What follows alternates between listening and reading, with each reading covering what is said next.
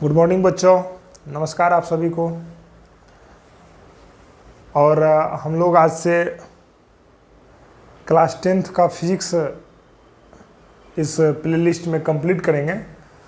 और class 10th का जो फिजिक्स है हम कोशिश करेंगे कि बहुत कम से कम वीडियो में इन सारे चैप्टर और टॉपिक्स को कवर कर लें। तो क्लास 10th फिजिक्स का हम लोग पहले सिलेबस देखते हैं। तो क्लास 10th सब्जेक्ट हम लोग देखने वाले हैं इसमें फिजिक्स। ठीक है, क्या देखने वाले हैं? फिजिक्स देखने वाले हैं। तो इनके सिलेबस की हम लोग चर्चा कर लेते हैं। ठीक है, तो सिलेबस यदि आप देखिएगा एनसीईआरटी और भारतीय भवन जैसे बुक से कंपैरिजन कीजिएगा तो एनसीईआरटी में प्रकाश का परावर्तन और प्रकाश का अपवर्तन दोनों चैप्टर को एक में ही कंबाइंड करा हुआ है। लेकिन जब हम लोग भारतीय भवन को रेफ़र करते हैं या और दूसरे प्रकाशन को एनसीईआरटी छोड़ के यदि और दूसरे प्रकाशन को रेफ़र करते हैं तो अपने लोगों को ना वो सिलेबस अलग अलग दे रखा है। ठीक है, जैसे पहला चैप्टर है अपने लोगों का प्रकाश का परावर्तन, प्रकाश का परावर्तन, और दूसरा चैप्टर है प्रकाश का अपवर्तन। ठीक है बच्चों, मतलब एनसीईआरटी में ये दोनों ना एक में ही दिया हुआ है, और एनसीईआरटी छोड़ के यदि आप दूसरा बुक रेफर करेंगे तो वो दोनों में अलग अलग है, तो उससे कोई दिक्कत क्या है, नहीं है। और तीसरा चैप्टर है मानव नेत्र। तीसरा चैप्टर क्या है? मानव नेत्र। ठीक है बच्चों, मानव नेत्र। और मानव नेत्र से रिलेटेड ही वायुमंडलीय अपवर्तन है, उसके बाद वर्ण विक्षेपण है, प्रकाश का वर्ण विक्षेपण है। तो ये सारी वायुमंडलीय प्रकाशीय घटनाएं हम लोग इसमें देखेंगे। और चौथा नंबर है विद्युत धारा। चौथा चैप्टर का क्या नाम है? विद्युत धारा। और पांचवा जो चैप्टर है वो है विद्युत धारा का चुंबकीय प्रभाव। विद्युत धारा का चुंबकीय प्रभाव। ठीक है, तो ये साढ़े 5 चैप्टर को हम लोग कवर करेंगे और कोशिश करेंगे कि बहुत कम से कम वीडियो में इन सारे चैप्टर्स को कवर कर लें। प्रकाश के परावर्तन का इंग्लिश होता है reflection of light. Reflection of light. ठीक है बच्चों। और अपवर्तन का अंग्रेजी होता है रिफ्रैक्शन ऑफ लाइट। मानव नेत्र ह्यूमन आई। हम लोग कोशिश करेंगे कि बहुत अच्छी तरीके से सारे चैप्टर्स को कंप्लीट कर लें और साथ में इसके न्यूमेरिकल्स को भी देख लें। इलेक्ट्रिक करंट और विद्युत धारा का चुंबकीय प्रभाव। Magnetic effect of electric current. Magnetic effect of electric current. ठीक है बच्चों, तो आप लोग वीडियो को पॉज करके सिलेबस को अपने नोटबुक के सबसे स्टार्टिंग में लिख लेंगे, जो कि बाद में आपको पता चलते रहे कि कौन सा चैप्टर कंप्लीट किया है और कौन सा बाकी है। ठीक है बच्चों, तो अब हम लोग पहला चैप्टर देख रहे हैं प्रकाश का परावर्तन। ठीक है, क्लास 10th फिजिक्स में पहला चैप्टर क्या है? प्रकाश का परावर्तन। ठीक है, चैप्टर नंबर 1 हम लोग क्या देखने वाले हैं? प्रकाश का परावर्तन। ठीक है, reflection of light. Reflection of light. कोशिश करेंगे कि बहुत अच्छी तरीके से हम लोग सारे टॉपिक्स को कवर करें। ठीक है बच्चों, तो ये स्टार्ट करने से पहले हम लोग प्रकाश के बारे में हम लोग कुछ चीज़ों को जानेंगे। ठीक है, जैसे प्रकाश की चर्चा हो रही है तो हम लोग ये जानने का कोशिश करेंगे कि प्रकाश किसे कहते हैं, व्हाट इज़ लाइट। ठीक है, फर्स्ट टॉपिक हम लोग देखेंगे प्रकाश, लाइट। ठीक है, हम लोग तो सभी को ही जानते हैं कि प्रकाश क्या है। ठीक, सभी कोई जान रहे हैं कि प्रकाश क्या है। यदि शाम होती है तो अंधेरा हो जाती है, मीन्स प्रकाश चली जाती है तो हम लोग को कुछ नहीं दिखता। सुबह होती है तो सूरज की किरणें आ जाती है अर्थात प्रकाश आ जाती है तो हम लोग को बहुत कुछ दिखने लगता है। तो इन सारी बातों को हम लोग जान रहे हैं, लेकिन उसको एक्सप्रेस कैसे करेंगे, प्रकाश को डेफिनेशन कैसे देंगे, परिभाषित कैसे करेंगे, तो इन चीज़ों में दिक्कतें आ रही है कि नहीं। तो हम लोग देखते हैं और गौर कीजिए, हम लोग क्या कर रहे हैं। जैसे किसी भी रूम में हम हैं, ठीक, रात का समय है, लाइट लगा हुआ है, तो क्या किया ना, लाइट को ऑफ़ कर दिया। जब लाइट को ऑफ़ कर देते हैं तो रूम में कोई भी चीज़ है तो वो अपने को ठीक से दिखता नहीं है।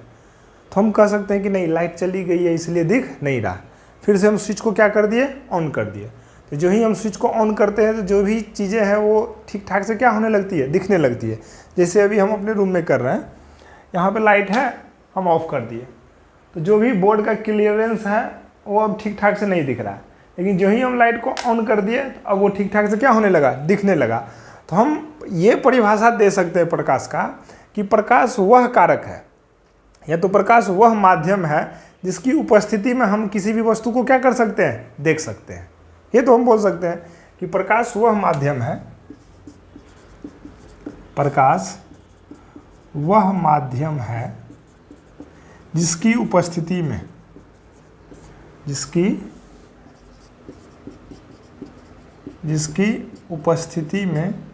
किसी वस्तु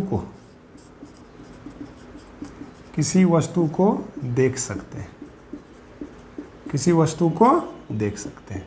ये बात तो हम लोग बोल सकते हैं, है कि नहीं। तो यही इसका डेफिनेशन हो गया, प्रकाश वह माध्यम है या प्रकाश वह कारक है जिसकी उपस्थिति में हम किसी वस्तु को देख सकते हैं।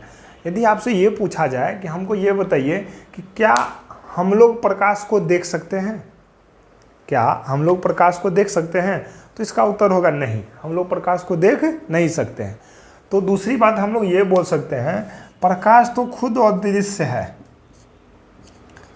प्रकाश खुद अदृश्य है, परंतु वह वस्तु को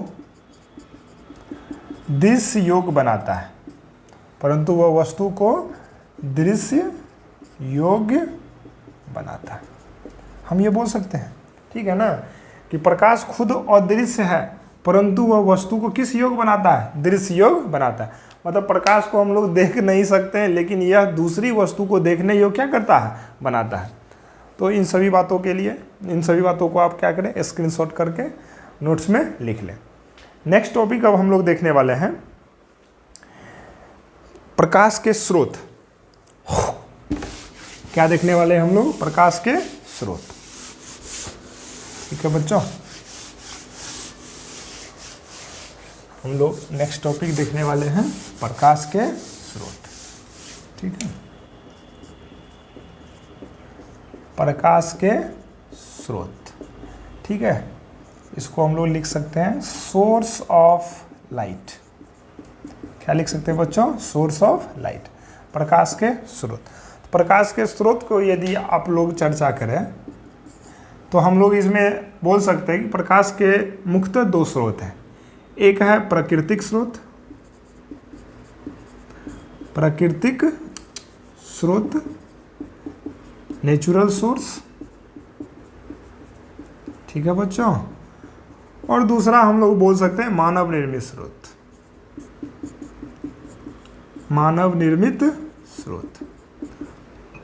ठीक है ना, मैन मेड सोर्स। ठीक है बच्चों, प्राकृतिक स्रोत हम लोग जान रहे होंगे, ऐसा स्रोत जो प्रकृति के द्वारा बनाया गया हो और उससे अपने लोगों को क्या प्राप्त होता हो, प्रकाश प्राप्त होता हो, तो उसी को हम लोग क्या बोलेंगे, प्राकृतिक स्रोत। जैसे हम लोग इसमें बोल सकते हैं सूर्य, अरे हाँ या ना, चंद्रमा, तारा इत्यादि। ठीक है, ये सारे कौन से स्रोत हो गए, प्राकृतिक स्रोत। मानव निर्मित स्रोत मतलब ऐसा स्रोत, प्रकाश का ऐसा स्रोत जो किसके द्वारा बनाया गया हो, मानव जाति के द्वारा बनाया गया हो, उसे ही हम लोग क्या कहेंगे, मानव निर्मित स्रोत। जैसे में हो गया बल्ब, ट्यूबलाइट, बहुत सारे ऐसे हैं, वेपर हो गया है कि नहीं, बड़े बड़े हेलोजन्स हो गए, बड़े बड़े जनरेटर्स हो गए, तो ये टॉर्च हो गया, मोबाइल का फ्लैश लाइट हो गया, ये सारा का सारा कौन सा स्रोत हो गया, मानव निर्मित स्रोत। कोई दिक्कत बच्चों नहीं। तो प्रकाश के मुख्यतः कितने स्रोत हैं, 2 स्रोत हैं, एक है मानव निर्मित स्रोत, दूसरा है प्राकृतिक स्रोत। ठीक, और इन बातों को हम लोग नहीं लिख रहे हैं, सुन के आप लोग इसका नोट्स बना लीजिएगा। बाकी अब हम लोग नेक्स्ट टॉपिक देखते हैं, देख लेते हैं वीडियो चल रहा है या नहीं चल रहा है।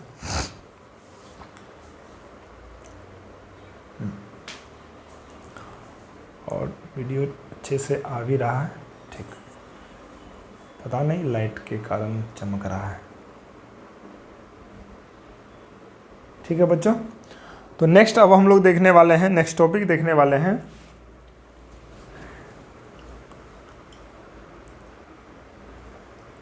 प्रदीप्त और अप्रदीप्त वस्तुएं। ठीक है, प्रदीप्त और अप्रदीप्त वस्तुएं। ठीक है, इसको मिटाते हैं। आज हम लोग ना प्रकाश से रिलेटेड कुछ छोटे छोटे टर्म्स को देख लेते हैं और उसके बाद टॉपिक्स को क्या करेंगे, कवर करेंगे, इसमें जो भी हो।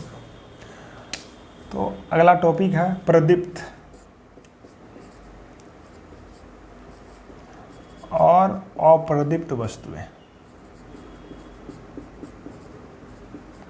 प्रदीप्त और अप्रदीप्त वस्तुएं। ठीक है, ल्यूमिनस और नॉन ल्यूमिनस ऑब्जेक्ट। पहला नंबर देखते हैं, प्रदीप्त वस्तुएं। प्रदीप्त वस्तुएं, आप लोग हैंड राइटिंग पे नहीं जाइएगा, ठीक है ना। ल्यूमिनस, ल्यूमिनस ऑब्जेक्ट, ठीक है ना। प्रदीप्त वस्तुएं, ल्यूमिनस ऑब्जेक्ट। ठीक, देखिए प्रदीप्त और अप्रदीप्त को हम लोग पहले समझते हैं, उसके बाद इसको हम लोग लिखेंगे। ठीक, प्रदीप्त वस्तुएं क्या होती है, वैसी वस्तुएं जो स्वयं प्रकाश उत्सर्जित करे। वैसी वस्तुएं जो स्वयं प्रकाश उत्सर्जित करे, वो क्या, वो कौन सी वस्तु कहलाती है, प्रदीप्त वस्तु कहलाती है। कहने का ये मतलब हुआ कि वैसा वस्तु जिसके पास खुद का प्रकाश हो, वैसा वस्तु जिसके पास खुद का प्रकाश हो, वो कौन सा वस्तु कहलाएगा, प्रदीप्त वस्तु कहलाएगा। तो सर अप्रदीप्त वस्तु कौन सी होती है, तो वैसा वस्तु जिसके पास खुद का प्रकाश नहीं हो, जो स्वयं प्रकाश उत्सर्जित क्या करे, नहीं करे, उसे ही हम लोग कौन सा बोलेंगे, अप्रदीप्त वस्तु। ठीक, तो हम लोग यहाँ पे लिख सकते हैं प्रदीप्त वस्तु, उसके बाद उसके जैसे को हम लोग देखेंगे। ऐसा वस्तु,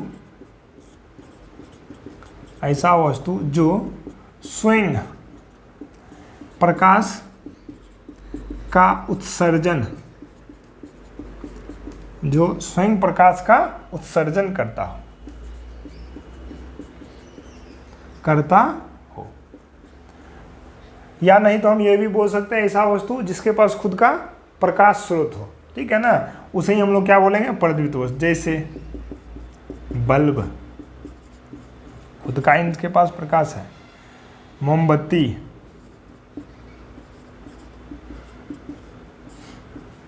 लालटेन, जो कि हम लोग अपने ज़माने में लालटेन का इस्तेमाल करते थे, अब तो लालटेन बहुत ही कम लोग इस्तेमाल करते हैं। ट्यूबलाइट इत्यादि, ये सारी की सारी वस्तुएं कौन सी वस्तु कहलाती है, प्रदीप्त वस्तु कहलाती है।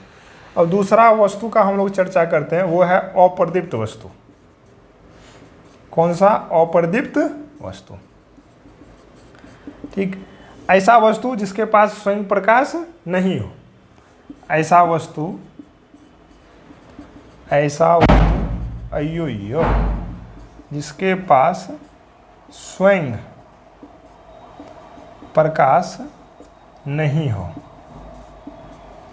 जिसके पास स्वयं प्रकाश नहीं हो, वो कौन सी वस्तु कहलाएगी, अप्रदीप्त वस्तु कहलाएगी। 1 मिनट, गेट आवाज कर रहा है।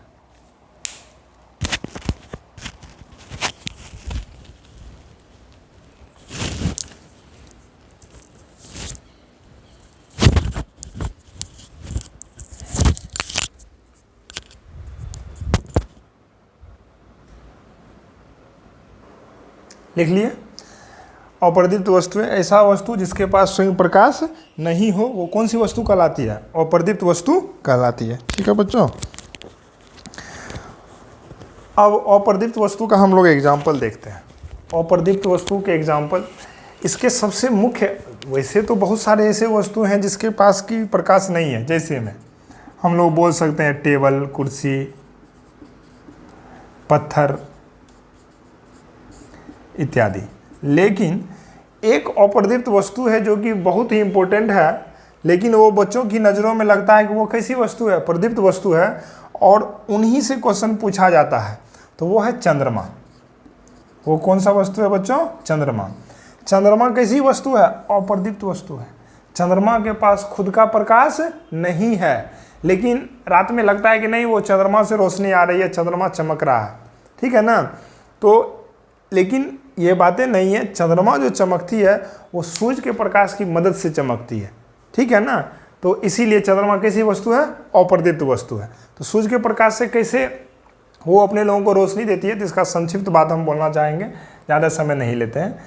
सूर्य से जब किरणें निकलती है तो वो पृथ्वी के घूमने के कारण तो दिन और रात हो जा रही है।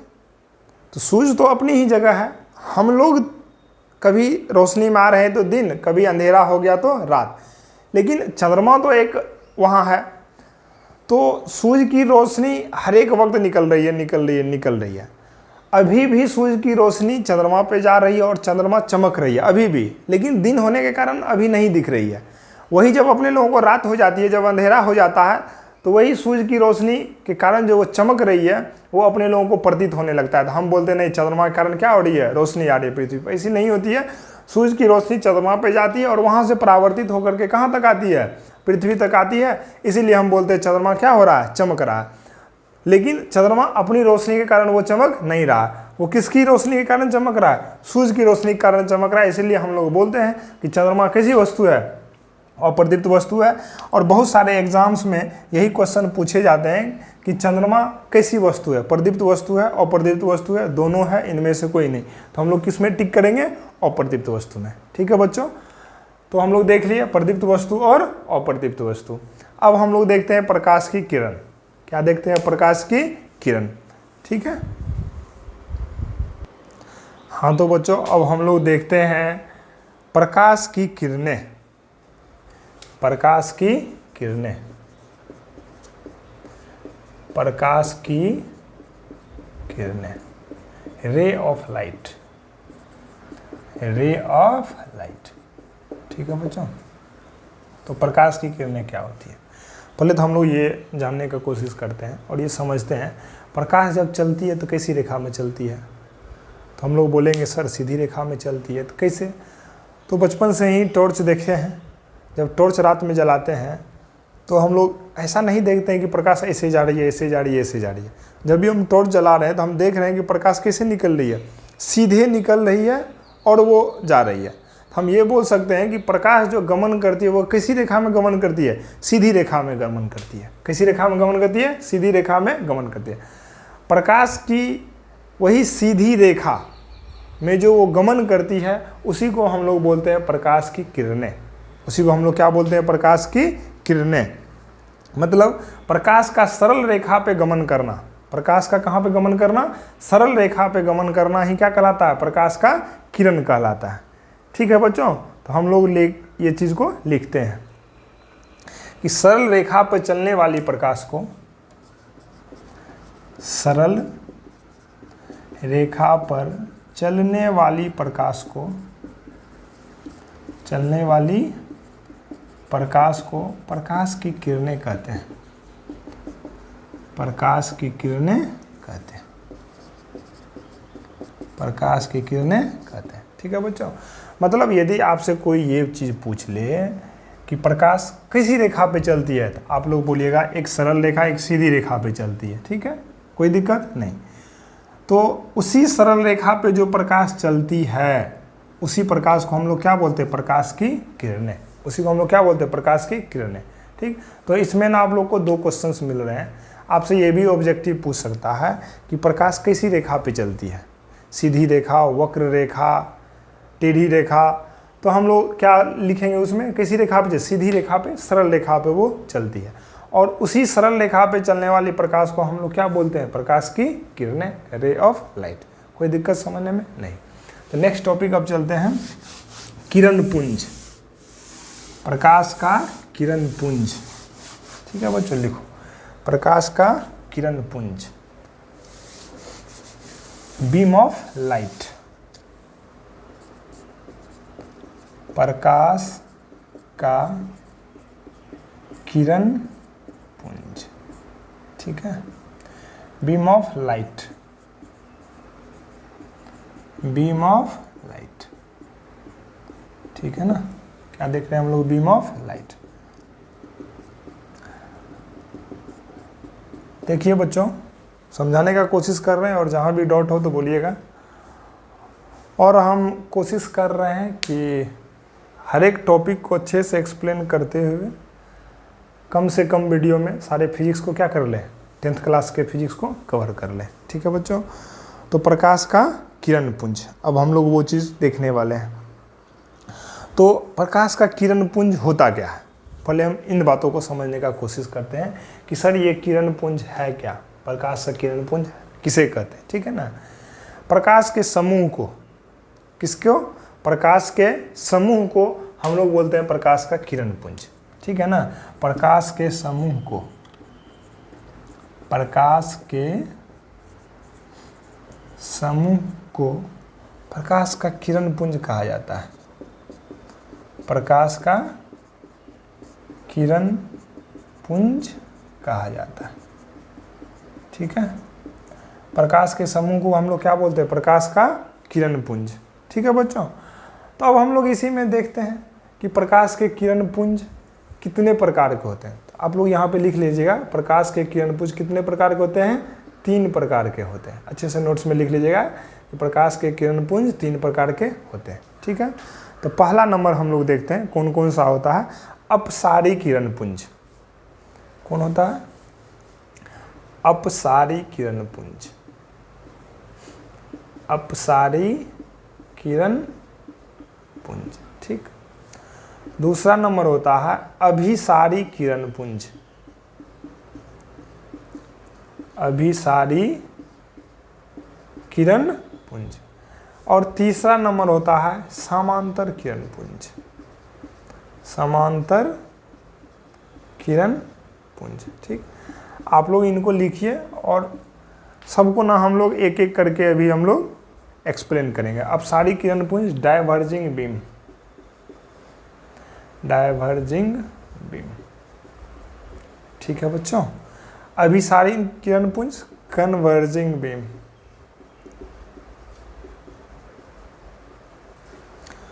और ये हो गया पैरेलल बीम, पैरेलल। ठीक है बच्चों, तो इनका स्क्रीनशॉट ले लीजिए और हम लोग अपसारी, अभिसारी और समांतर किरण पुंज का तब तक हम डायग्राम बना लेते हैं और उसको एक ही डायग्राम में क्या करेंगे, समझ लेंगे आसानी से। छोटे से पार्ट्स में ही उसको एक बार में ही बोर्ड पे क्या करेंगे, कंप्लीट कर लेंगे। तब तक आप लोग इसको स्क्रीनशॉट ले करके इसका नोट्स लिखिए। तो बच्चों हम लोग अब पहला नंबर देख रहे हैं अपसारी किरण पुंज, अपसारी किरण पुंज, डाइवर्जिंग बीम ऑफ लाइट, अपसारी किरण। ये क्या होता है, पहले फोटो से देख लेते हैं, तीनों को फोटो से देख लेंगे, उसके बाद तीनों का हम लोग क्या करेंगे, डेफिनेशन लिखेंगे। अपसारी किरण पुंज क्या होता है, मान लेते हैं ये प्रकाश का स्रोत है, मान लीजिए ये क्या है, प्रकाश स्रोत। ठीक है, जब कोई भी बीम ऑफ लाइट, मतलब बीम ऑफ लाइट का किरण पुंज का क्या मतलब है, प्रकाश का एक समूह। जब भी अब हम लोग जिक्र करें कि बीम ऑफ लाइट, तो उसका मतलब हो जाता है प्रकाश का समूह। ठीक है ना, मतलब बहुत सारे प्रकाश एक साथ हैं।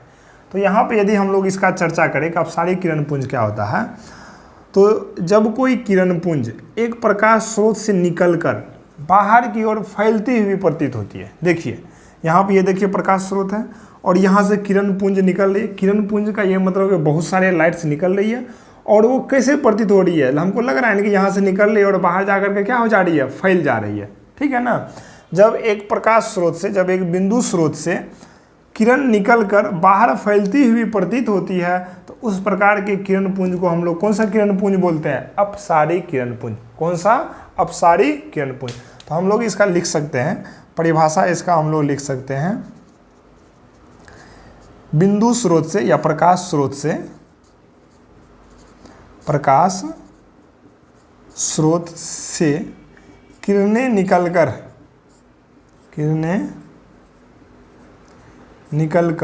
फैलती हुई प्रतीत होती है, फैलती हुई प्रतीत होती है, वही क्या कहलाती है? अपसारी किरण पुंज कहलाती है। ठीक है बच्चों, ये आप लोग लिख लीजिएगा। नेक्स्ट अब हम लोग देख रहे हैं अभिसारी किरण पुंज। कौन सा देख रहे हैं? अभिसारी किरण पुंज। ठीक है, जस्ट इसी का रिवर्स, इसी का उल्टा हो जाएगा, अभिसारी किरण पुंज। अभिसारी किरण पुंज में क्या हो जाएगा? मान लिए ये एक पॉइंट है, एक बिंदु है और बहुत सारे जगहों से प्रकाश निकलकर एक बिंदु पे मिलती हुई प्रतीत होती है। ठीक है ना, अलग अलग स्रोत से प्रकाश निकलकर एक बिंदु पे मिलती हुई क्या होती है? प्रतीत होती है। तो उसी प्रकार के किरण पुंज को हम लोग क्या बोलते हैं? अभिसारी किरण। मतलब प्रकाश का ऐसा समूह जो एक बिंदु पे आकर मिलती हुई क्या होती है? प्रतीत होती है। मान लेते हैं अनंत से ये प्रकाश चल रही है और यहाँ पे एक बिंदु पे आकर के क्या हो रही है? मिलती हुई प्रतीत हो रही है। तो उसी किरण पुंज को हम लोग क्या बोलेंगे? अभिसारी किरण पुंज। तो इसका हम लोग शॉर्ट नोट्स लिख लेते हैं, इसका परिभाषा हम लोग लिख लेते हैं। क्या हो जाएगा? बोलिए। जब किरण पुंज, जो ही किरण पुंज का हम लोग किरण पुंज वर्ड का जिक्र करें तो समझ लीजिएगा कि बहुत सारे प्रकाश, उसमें क्या है? बहुत सारे प्रकाश का वो समूह है। मतलब प्रकाश का समूह, प्रकाश का समूह एक बिंदु पे आके मिले,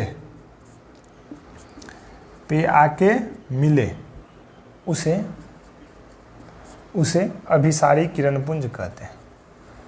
प्रकाश का समूह एक बिंदु पे आके मिले उसे अभिसारी किरण पुंज कहते हैं। या नहीं तो ये दूसरा डेफिनेशन हम ऐसा लिख सकते हैं कि प्रकाश का ऐसा समूह या किरण पुंज, प्रकाश का किरण पुंज जब एक बिंदु पे आके मिलता है या मिलता हुआ प्रतीत होता है तो उसे ही हम लोग क्या बोलते हैं? अभिसारी किरण पुंज बोलते हैं। ठीक है बच्चों, ये दो हो गया। अब तीसरा हम लोग देख रहे हैं समांतर किरण पुंज। अब इसी को हम लोग मिटा लेते हैं, उम्मीद है कि आप लोग लिख लिए होंगे। समांतर किरण पुंज, तीसरा कौन सा है? समांतर किरण पुंज। तीसरा है बच्चों समांतर किरण पुंज। समांतर किरण पुंज। किरण पुंज जो ही वर्ड आ गया इसका मतलब हो गया बहुत सारे, और समांतर का मतलब आपस में वो क्या हो? समांतर हो। मतलब जब प्रकाश की किरणें आपस में क्या हो? समानांतर हो, जब आपस में पैरेलल हो, उसी प्रकार के किरण पुंज को हम लोग क्या कहेंगे? समांतर किरण पुंज। ठीक है ना बच्चों, तो इसका परिभाषा आप लोग लिख सकते हैं, प्रकाश का समूह जब आपस में समांतर हो, प्रकाश का समूह जब आपस में समानांतर हो, पैरेलल हो, प्रकाश का समूह नहीं, प्रकाश की किरणें दो, प्रकाश की किरणें, प्रकाश की किरणें जब आपस में समानांतर हो तो वह समांतर किरण पुंज कहलाती है। ठीक है ना। यहाँ भी हम लोग लिख सकते हैं प्रकाश की किरणें एक बिंदु पे आके मिलती है। प्रकाश की, समूह को हटा के किरणें दे दीजिए, अच्छा लगेगा। प्रकाश की किरणें जब एक बिंदु पे आके मिले तो उसे अभिसारी किरण पुंज कहते हैं। ठीक है बच्चों, तो हम लोग कवर कर लिए किरण पुंज। किरण पुंज क्या होता है? प्रकाश के समूह को हम लोग क्या बोलते हैं? किरण पुंज बोलते हैं। किरण पुंज कितने प्रकार के होते हैं? 3 प्रकार के होते हैं, अपसारी किरण पुंज, अभिसारी किरण पुंज और समांतर किरण पुंज। अपसारी किरण पुंज मतलब एक बिंदु से निकल करके वो फैलती है। अभिसारी किरण पुंज का मतलब प्रकाश की किरणें अनंत से चल के एक बिंदु पर आगे क्या होती है, मिलती है। और समानांतर किरण पुंज का क्या मतलब है, प्रकाश की किरणें मतलब प्रकाश का समूह है, उसमें जो किरणें हैं वो आपस में क्या है, सभी के सभी समानांतर है, तो वही क्या कहलाया गया, समांतर किरण पुंज कहला गया। ठीक है बच्चों, अब नेक्स्ट एक छोटा सा टॉपिक है, ठीक, देख लेते हैं। वीडियो कितने देर का हो चुका है, आधे घंटे का वीडियो हुआ है, कोई बात नहीं है, कोशिश करेंगे कि 45 मिनट 40 मिनट का वीडियो हो। अब एक टॉपिक है, छोटा सा एक टॉपिक है, उसको लिख करके ही हम लोग कंप्लीट कर लेते हैं। ठीक, अगला एक टॉपिक है और वो टॉपिक है पारदर्शी, पारभासी और अपारदर्शी पदार्थ। देखिए बच्चों, तो नेक्स्ट टॉपिक हम लोग देखने जा रहे हैं पारदर्शी, अपारदर्शी और पारभासी पदार्थ। ठीक है, बहुत आसान है, हम लोग देख लेते हैं। पहला नंबर पारदर्शी क्या होता है, देखिएगा, पारदर्शी और पारदर्शी सबको आसानी से देख लेते हैं। और पारभासी क्या होता है, देखिए, पारदर्शी पदार्थ किसे कहते हैं, ऐसा पदार्थ जिससे होकर प्रकाश आसानी से इस पार से उस पार हो जाए, उसी पदार्थ को हम लोग कौन सा पदार्थ बोलते हैं, पारभासी पदार्थ, ट्रांसपेरेंट। मतलब ऐसा वस्तु है, ऐसा पदार्थ है जिससे प्रकाश आसानी से इस साइड से उस साइड चले जाए। जैसे अभी जैसे देखिए कि हम लोग टॉर्च का इस्तेमाल करते हैं, तो टॉर्च के सामने में शीशा लगा होता है ना, तो वो जो शीशा लगा होता है तो उससे तो प्रकाश आसानी से इस साइड से उस साइड जा रही है, तो उसी पदार्थ को ही हम लोग क्या बोलेंगे, पारदर्शी पदार्थ। जैसे गाड़ी का हेडलाइट है, हेडलाइट के आगे में भी शीशा है, तो वो शीशा कैसा है, हम बोल सकते हैं वो शीशा कैसा शीशा है, पारदर्शी शीशा है, पारदर्शी पदार्थ है। तब तो शीशा के अंदर लाइट जल रही है और प्रकाश की किरणें आसानी से क्या हो रही है, शीशे से आगे निकल रही है।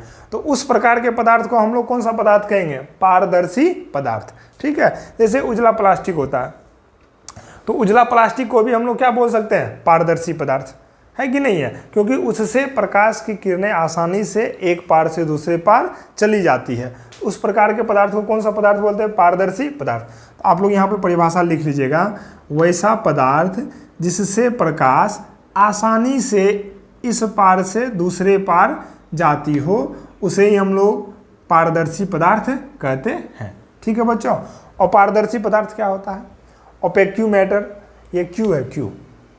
ओपेक्यू मैटर क्या होता है कि वैसा पदार्थ जिससे प्रकाश इस साइड से उस साइड नहीं जाए, ऐसा पदार्थ जिससे प्रकाश एक पार से दूसरे पार क्या हो, नहीं जाए, उसे ही हम लोग क्या बोलते हैं, अपारदर्शी पदार्थ। के क्या बोलते हैं उसे, अपारदर्शी। जैसे कपड़ा हो गया, काला कागज हो गया, पत्थर हो गया, ईंट का दीवार दे देते हैं हम लोग, लकड़ी का पलाई का क्या करते हैं, वॉल बना लेते हैं, फॉल्स वॉल बना लेते हैं। तो ये सारे के सारे पदार्थ क्या कहलाएंगे, अपारदर्शी पदार्थ। क्या कहलाएंगे, अपारदर्शी पदार्थ। ठीक है, तो लिख लीजिएगा यहाँ पे परिभाषा, ऐसा पदार्थ जिससे प्रकाश एक पार से दूसरे पार नहीं जाए, उसे हम लोग अपारदर्शी पदार्थ कहते हैं। ठीक है, अब तीसरा नंबर है पारभासी पदार्थ। तीसरा क्या है, पारभासी पदार्थ। तो पारभासी क्या होता है कि ऐसा पदार्थ जिससे प्रकाश पार्शियली इस पार से उस पार जाए। पार्शियली का मतलब होता है कि प्रकाश की किरणें का कुछ भाग इधर ही रह जाए और कुछ भाग उधर की ओर क्या हो जाए, चले जाए, तो उसे ही हम लोग क्या बोलते हैं, पारभासी पदार्थ। जैसे में पारभासी पदार्थ का मतलब समझे, मतलब प्रकाश की किरणें तो भेज रहे हैं, लेकिन पूरा का पूरा प्रकाश की किरणें इस पार से उस पार क्या हो जा रही है, नहीं जा रही है, कुछ इसी साइड रुक जा रही है और कुछ प्रकाश की किरणें उस साइड जा रही है। तो उसी प्रकार के किरणों को हम लोग, उसी प्रकार के पदार्थ को क्या बोलते हैं, पारभासी पदार्थ। ठीक है ना, मतलब जो पूरा का पूरा प्रकाश की किरणों को इस साइड से उस साइड जाने नहीं दे, उसे ही क्या बोलेंगे हम लोग, पारभासी पदार्थ। ठीक है ना, तो जैसे क्या होगा इसका, जैसे पूछता है, जैसे घिसा हुआ कांच, जैसे क्या हुआ बच्चों बोलो, घिसा हुआ कांच। ठीक है, तेल लगा कागज, तेल लगा कागज। ठीक है, तो इस प्रकार के पदार्थ क्या हो जाएंगे, जैसे रंगीन प्लास्टिक, जैसे वहाँ पे उजला प्लास्टिक हम लोग देखे थे ना, उसी प्रकार से यहाँ पे क्या हो जाएगा, रंगीन प्लास्टिक। रंगीन प्लास्टिक देखते होंगे कि जब वो ठंड की मौसम होती है तो बहुत सारे ट्रक ड्राइवर, बस ड्राइवर क्या करते हैं कि पीले कलर का रंगीन प्लास्टिक वो हेडलाइट के सामने में चिपका लेते हैं। ठीक है, तो ऐसा तो नहीं है कि वो पीला कलर का चिपकाने से लाइट नहीं निकलती है, लेकिन लाइट का कुछ भाग जो है वो नहीं निकलती है और बाकी ज़्यादा भाग क्या होती है, निकलती है। तो वो सारे प्लास्टिक्स भी क्या कहलाते हैं, पारभासी पदार्थ कहलाते हैं। ठीक है ना, तो ये सारा आज का टॉपिक कंप्लीट हो गया, पारदर्शी पदार्थ, अपारदर्शी पदार्थ और अपारभासी पदार्थ, और इसको आप लिख लीजिएगा, हम अच्छे से बोल भी दिए हैं। अब अगले क्लास, अगले वीडियो में हम लेकर के आएंगे प्रकाश का परावर्तन, रिफ्लेक्शन ऑफ लाइट, और परावर्तन के नियम और उसमें यूज़ होने वाले टर्म्स, सभी टर्म्स को हम लोग क्या करेंगे, कंप्लीट कर लेंगे प्रकाश के परावर्तन में। ठीक है बच्चों, तब तक के लिए नमस्कार।